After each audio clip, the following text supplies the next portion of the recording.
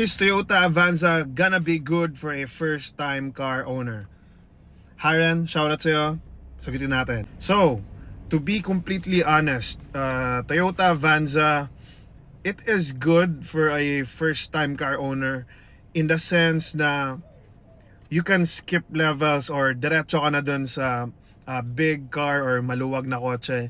Kasi my point is, like for our case, we considered before yung first car namin, we inquired about a Toyota Wigo and then ended up with a Toyota Vios. After quite some time, we realized na we wanted pala something bigger or we needed something bigger. So we felt like medyo malit na sa amin si Vios and then sumasayad pa. So having said that, that will make that Toyota Avanza a really great choice in the sense that you would want a 7-seater or yung bigger na car and then with an affordable price. Lalong-lalo na that the Toyota Avanza has the minimum tech and features that I would want for a car of its size, no? Rear camera and rear parking sensors. Yung top of the line niya around 1.1 million. Yun nga yun, may goods na siya na features plus may blind spot monitoring pa. But as your friend, I would love to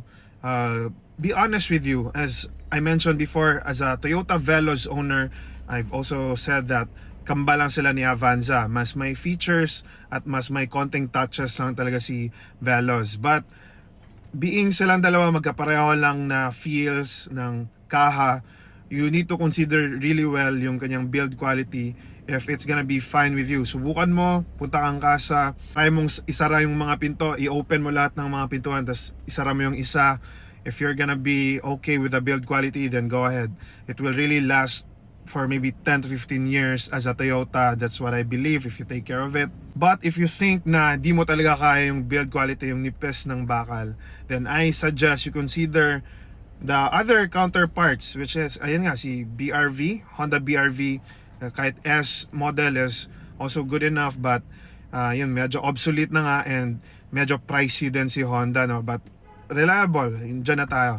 And then kung hindi mo trip, is you can also consider the Expander, lalo na yung new na model nilang nilabas. Kahit GLS, mid-variant ni Expander, I'll be happy with it. It has a 360 camera and a 10-inch very nice infotainment screen. But if you really like the Toyota route, then I've made a variant comparison, in-depth variant comparison in my YouTube channel about the Toyota Avanza. So go ahead and check it out. Sana katulong. Follow for more.